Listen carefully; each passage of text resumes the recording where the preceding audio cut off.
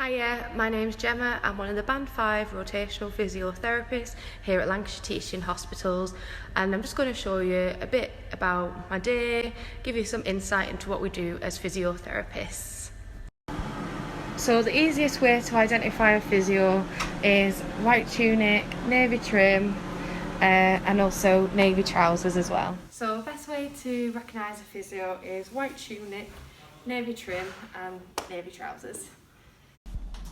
So it's 8:30 now, so we've come in, printed off the handover from the ward, and we'll just all have a catch up together. We'll go through each of the patients and triage them and see who needs to be seen by who. A lot of the time in stroke we do a lot of integrated therapist assessments, so that means they'll be seen by a physio and an occupational therapist at the same time. So it means that we get the most out of our assessment and also the patient gets the most out of it as well, and this is the same for when we do treatments as well. Hi, it's 9 o'clock now, so it means we're going to come in for a board round. This is where everybody would normally be sat. So board round consists of 2 consultants, a physio or an OT, somebody from speech and language, and then the sister in charge. So it's just a good chance for us to kind of catch up, see where patients are up to medically, see where they're up to therapy wise, and kind of make discharge plans. And then we also have this again after ward round at 12 o'clock, and again just rediscussing patients, what we found and what the plans are. So I'm just going to demonstrate some hand stimulation. We use this a lot on stroke because we're increasing the sensation, and ideally if you put in more in, you'll get more out. So more input, more sensory input, hopefully means more motor output.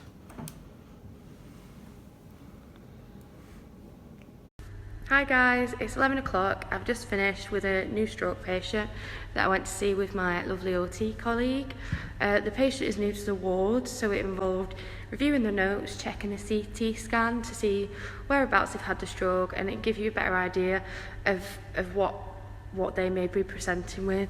So not only are we looking at the function, so how the limbs are moving, how strong they are, but we're also looking at more subtle things like mood, cognition, and also just the general bigger picture of the patient. I think it can be quite easy to rush initial assessments, but what is important to remember is they've come into hospital, they've had a big event such as a stroke, which sometimes can be life-changing, so they need to have that time to process it.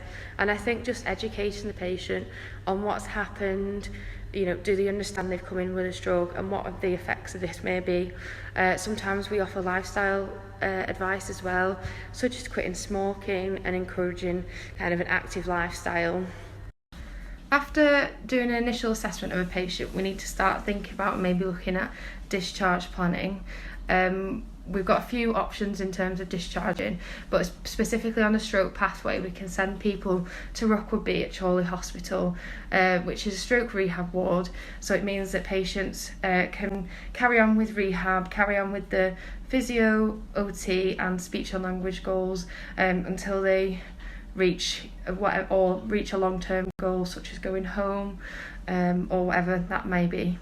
Hi, is that Rockwell B? Yeah, it's Gemma calling from Ward 21. I'm just wanting to hand over a patient. 12:30, best time of the day, lunchtime.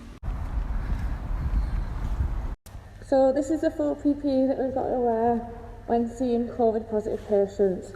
As you can see with the masks and the visors on, it is quite hard to not only communicate with staff but also patients, but we do our best. So I'm just about to go and see a COVID positive patient for chest physio, which involves doing an aerosol generator procedure. This is the full PPE that we have to wear before going to see a patient.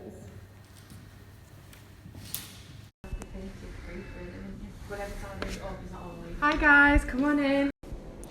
So this is one of our curtain chairs that we use for stroke patients that are generally quite low level. It's got a lot of extra support, so if patients have got poor sitting balance and a lot of postural instability, we can use this. It's important to encourage patients to get out of bed, even if we're hoisting them, because it's good for the chest, good for clearance, and it can increase alertness and stimulate kind of them to look around the room, and good for the cognition as well. So it's good for both physios and OTs. So patients can be positioned like this in the chair, or this.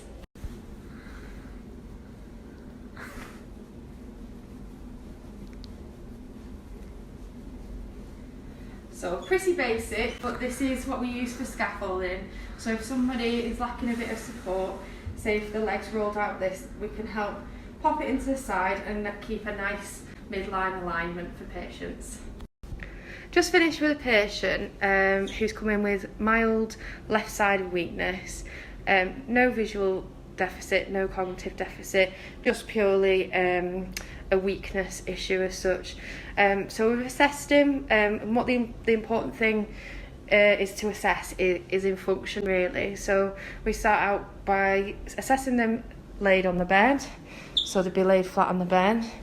Then we bring them to be sat on the edge of the bed, and then we complete a sit to stand and then see how he is on his two legs.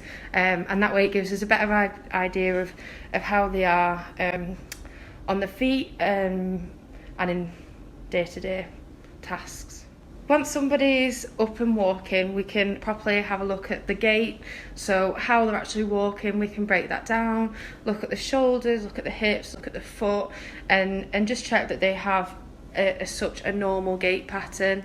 And being up on your 2 feet and walking can highlight issues that we might not necessarily see on the bed. And then following that as well, if appropriate, we can take a patient on the stairs, which can highlight sometimes even more instability or even more weakness. Occasionally on stroke, we have patients that come in and due to a poor swallow, they end up aspirating. So it means like a bit of food or something can go down into the lung, which can cause a condition called aspiration pneumonia. So that means that not only we want to look at movement and things, we also need to provide chest physiotherapy for them. So treating somebody with a condition such as aspiration pneumonia requires chest physio. So we go in, have a look at the oxygen saturation, see how much oxygen they're on. We'd have a listen to the chest, just see where there's any areas where they might have phlegm or they might have wheeze, and then generally we'd be seeing the patient on the bed. So we could look at doing more gentle kind of techniques at first, so getting them into side lying to aid secretion clearance. We could also do manual techniques, so percussions, bibs, all to kind of encourage the secretions to be expectorated or coughed. So this is just what we call a yank suction.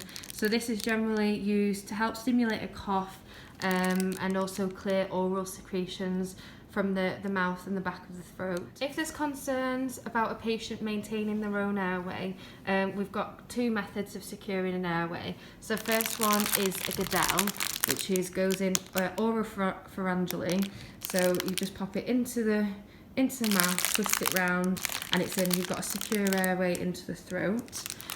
Secondly, we've got a nasopharyngeal airway, so an NP airway, which we just slide up into the nose, and then we've got a secure airway via the nose. Following insertion of an airway, we could then put a suction catheter down, which goes right down into lungs. We do this via an aseptic technique, which can help stimulate a cough and aid further secretion clearance. So as you can see, they're quite long and flexible as well, so it's good for getting right down to nooks and crannies. Not to miss out, of course, doing notes. So we have to write notes after every single patient contact. It helps keep a record of what we've done. We can put in obviously our objectives, what we'd like to do with the patient next time, and also treatment plans as well. It means we've got a consistent record and a record for other members of the MDT to access, so doctors, nurses can see kind of what we've asked for, what we've done with the patient, and it's all recorded online.